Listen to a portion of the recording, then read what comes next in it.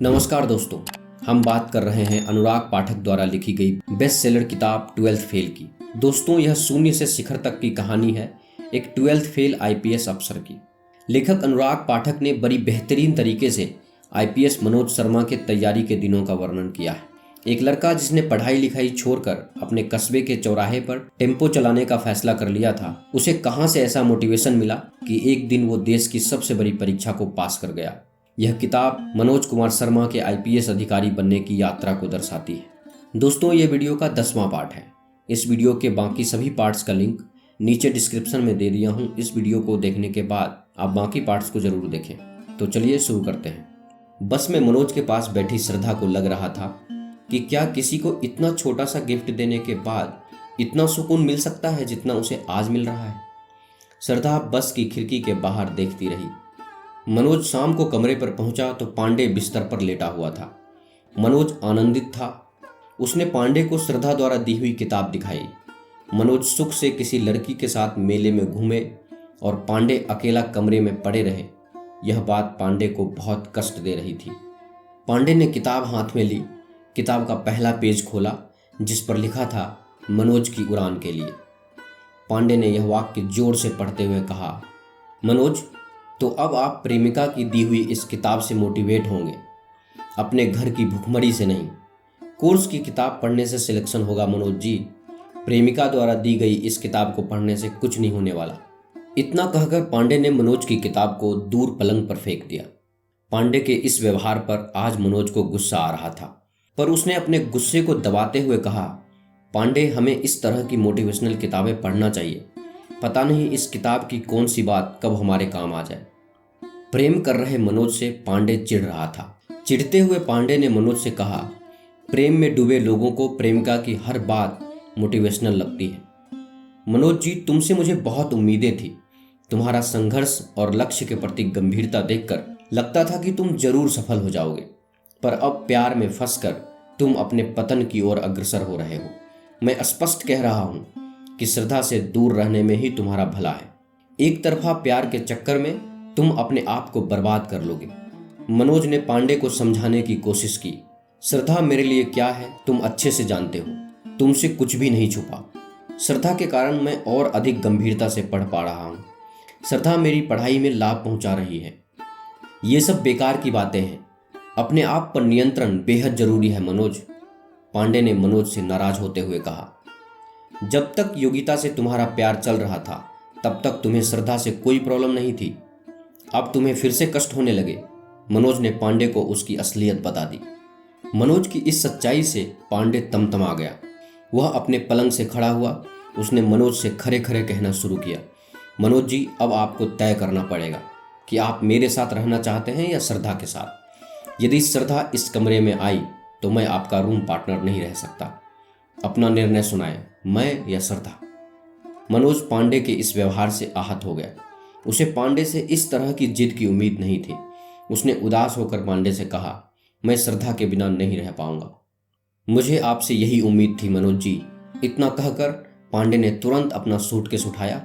उसमें अपनी किताबें और कपड़े भरे और दीवार पर उसके द्वारा चिपकाया गया संविधान के मौलिक अधिकारों का पेज उखाड़ दिया और मनोज से फिर कहा, यहाँ अपनी प्रेमिका का फोटो चिपका लेना मनोज।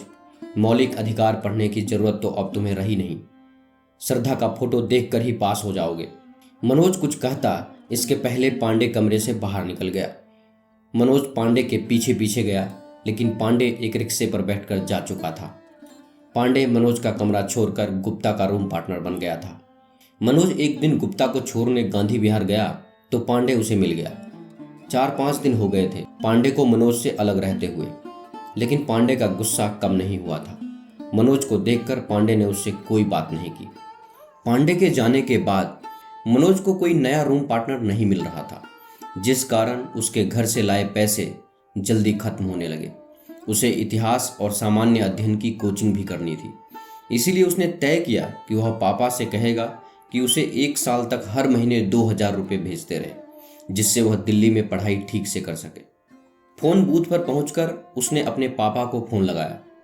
जब तक वह अपनी बात पिता से कहता, पिता ने कहना शुरू कर दिया, साले सब हरामी हैं, मुझे फिर से सस्पेंड कर दिया।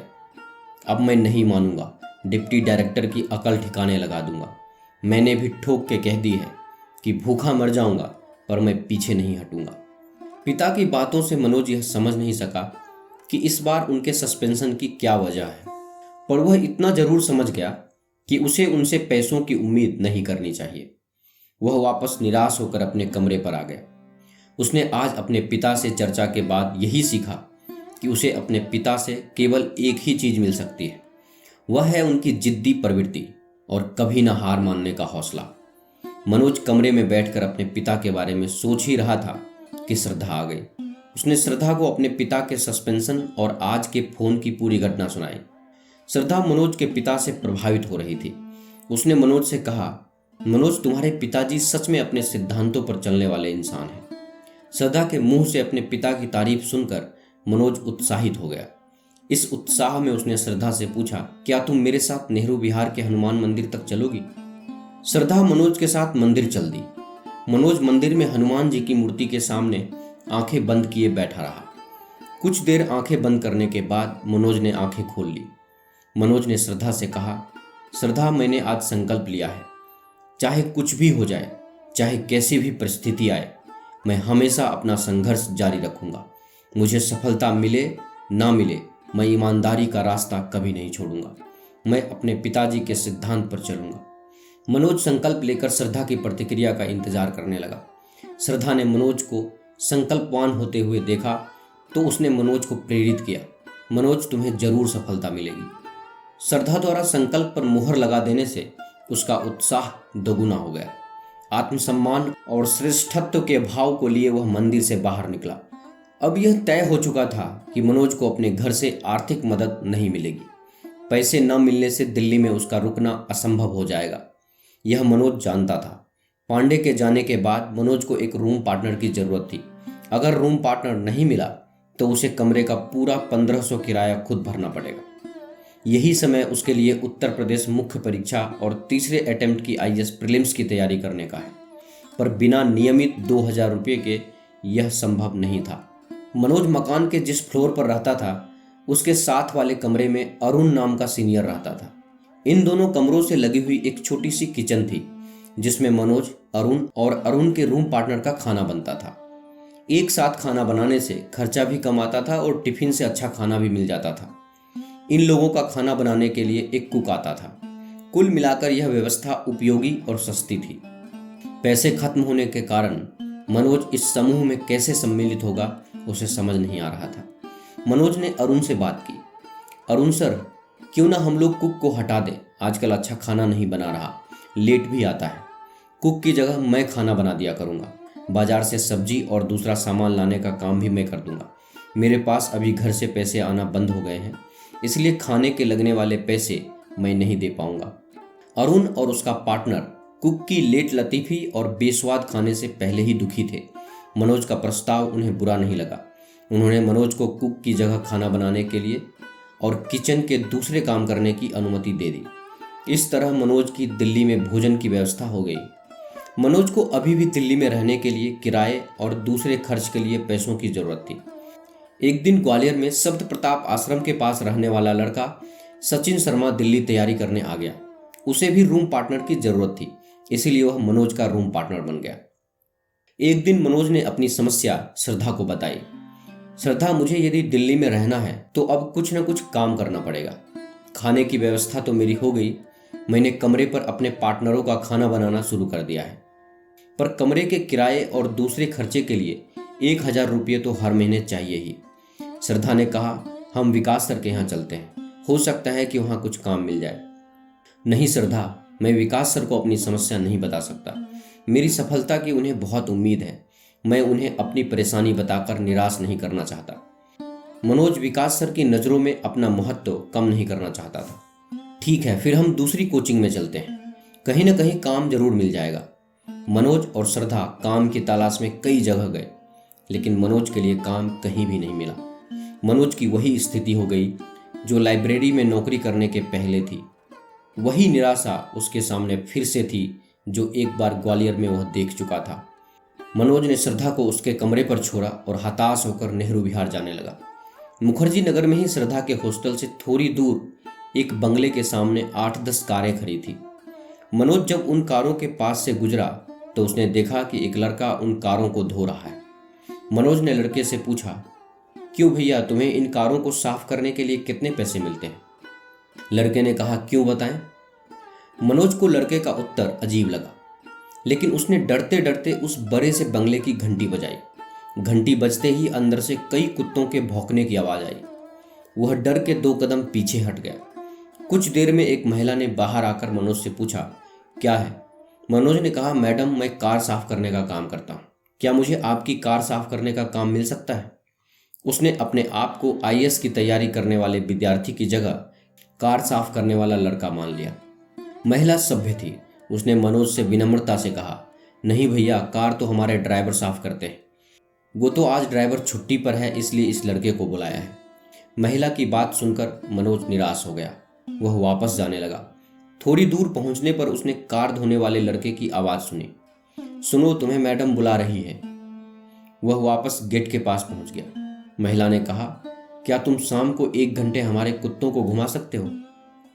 मनोज ने आज के पहले इस तरह के काम की ना तो कभी कल्पना की थी, ना उसे पता था कि इस दुनिया में कुत्ते घुमाने का काम करने के भी पैसे कमाए जा सकते हैं। पहली बार सुनी इस सर्विस की समाज में क्या रेपुटेशन है, यह भी उसे नहीं पता था। आपको हर महीने 800 रुपये मिलेंगे। महिला को शायद वर्कर की सख्त जरूरत थी। शाम को 2 घंटे के लिए 800 रुपये अच्छी रकम थी, पर कुत्ते घुमाने का काम क्या उसे शोभा देगा? उसके दोस्त क्या कहेंगे? फिर उसे लगा कि बच्चों को पढ़ाना, कोचिंग में काम करना, कार धोना, रिक्शा चलाना, कुत्ते घुमाना है तो सब पैसे कमाने के लिए ही। यह सब काम ईमानदारी और मेहनत से हमारे आसपास ही बहुत से लोग करते हैं। फिर इसमें कैसा संकोच, कैसी शर्म। महिला ने 500 रुपये एडवांस में उसे दे दिए। वह खुश था। उसके दिल्ली में रहने की उम्मीद बन गई थी। मनोज अपनी खुशी को श्रद्धा से शेयर करना चाह रहा था। श्रद्धा कितना खुश होगी उसके काम मिलने से। वह लगभग दौड़ता हुआ श्रद्धा के हॉस्टल पहुंचा। वह घंटी बजाने ही वाला था कि उसे ख्याल आया, क्या श्रद्धा उसे कुत्ते घुमाते देख खुश होगी? क्या कोई लड़की ऐसे प्रेमी की कल्पना करेगी कि उसका प्रेमी कुत्ते घुमाने का काम करता हो? उसे अचानक अपनी नई नई लगी सर्विस का सामाजिक महत्व समझ आ गया। वह बिना श्रद्धा से मिले वापस कमरे पर चला गया। अब मनोज रोज रात को श्रद्धा को उसके कमरे पर छोड़कर कुत्ते घुमाने जाने लगा। उसने तय किया कि वह नेहरू विहार के पुल के पीछे नाले के पास कुत्ते घुमाएगा। उसे यह डर भी लगने लगा कि कहीं उसका कोई दोस्त उसे कुत्ता घुमाते हुए देख न ले, कहीं श्रद्धा न उसे दिख जाए। पर एक दिन जिसका डर था वही हुआ। वह कुत्ता घुमाकर रात को 10 बजे वापस कुत्तों को छोड़ने जा रहा था कि उसे श्रद्धा मिल गई। श्रद्धा ने जब मनोज को 2 कुत्ते लिए देखा तो उसने आश्चर्य से पूछा, ये डॉगी किसके हैं मनोज? मनोज को समझ नहीं आया कि वह क्या करे, पर श्रद्धा से झूठ बोलने का उसका कोई इरादा नहीं था। मनोज ने कहा, श्रद्धा, मुझे कुत्ते घुमाने का काम मिल गया है। रोज 2 घंटे शाम को 800 रुपये मिलते हैं। इस महीने का तो एडवांस भी मिल गया है। मैंने कमरे का किराया भी दे दिया है। उसने अपनी बात कह दी और श्रद्धा के रिएक्शन का इंतजार करने लगा। श्रद्धा कुछ समझ नहीं पा रही थी। उसने महसूस किया कि उसके सीने में ज्वार सा उठ रहा है।